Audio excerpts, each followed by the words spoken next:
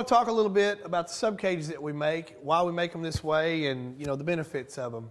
Obviously, the major benefit is it's a lot stronger than the stock setup. The pegs that we make are locked out, so if the bike falls over, it continues to help the bike be protected if it hits the ground. The side plates that go to the chassis are a laser cut piece. The tubing is the 156 wall chrome moly tubing.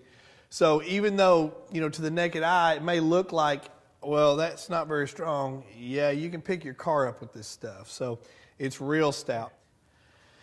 The clevis that we make that holds the peg in place is made out of one piece of steel, and it's 1/4 inch thick. So it's very, very strong. The hardware that we use is grade 8. So the bolt itself is a real strong bolt. And the hardware that holds it on is the factory hardware. You've seen some other subcages out there, and some of these guys, they'll weld a bar from here to here. And that's okay because you want to transfer the load anytime that you're standing on this side of the bike or that side and you take a shot, you want to transfer that load. The problem is if you're using your connect point at the very end, that's the maximum amount of leverage that you don't want to have. That's not where you want your leverage point, because now in a crash, or if you're a real, if you're doing, Ralph Louis or some other tricks off one side of the bike, you're putting the maximum amount of pressure that you can to transfer the load. You got to picture, if your leverage point is down here, then you're trying to lever the bolts out of the holes like this. So what you want to do is you want to minimize that as much as you can. We take and we put a plate down here in the bottom.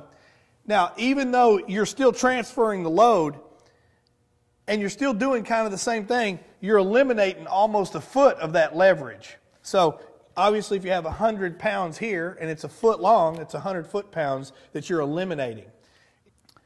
The reason that we put the bar here is for a couple of different reasons. Number one, it minimizes that transfer.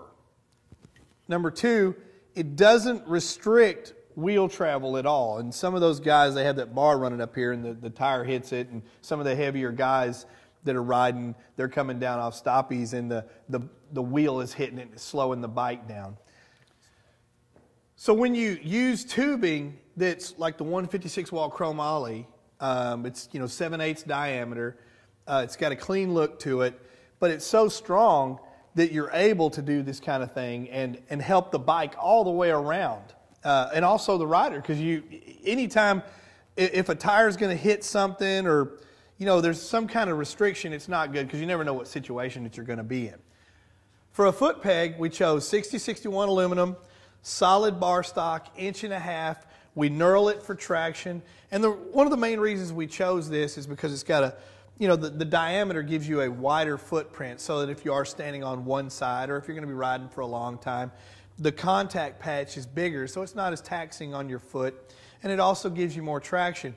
And the reason that we went round is because it doesn't matter what position the bike is in. It feels the same no matter if you're in a wheelie standing on it or if you're doing a stoppie standing on it. It's going to feel the same to you no matter what.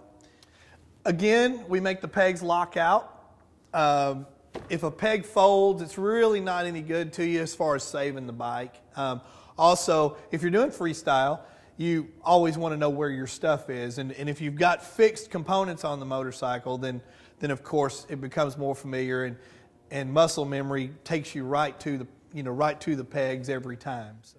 So just to do a quick recap, you've got 6061 aluminum that's knurled. It's 1.5 inch diameter. It's a solid locked out peg. You've got grade 8 hardware holding it in. The clevis that holds that assembly is one piece of steel 1/4 inch thick.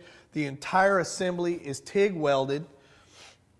Laser cut pieces on the side, and your leverage point is moved way up to help save the bike for the future. The muffler bracket on these things that we put in is 3/8 by 1 inch material. It's actually a cold drawn 1018 material. It's real strong. It's all in the factory locations. And just like everything else we build, if you want to buy one peg, one bolt, it doesn't matter. Everything's replaceable individually. One of the main reasons I do that is because I ride two and I don't want to have to replace the whole thing if I don't have to. So there you go.